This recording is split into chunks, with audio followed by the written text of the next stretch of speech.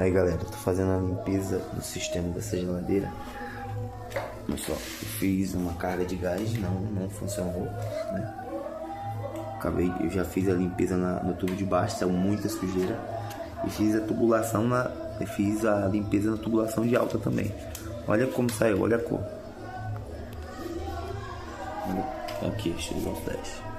Aqui pra vocês verem, ó. Olha a sujeira que fica dentro do sistema.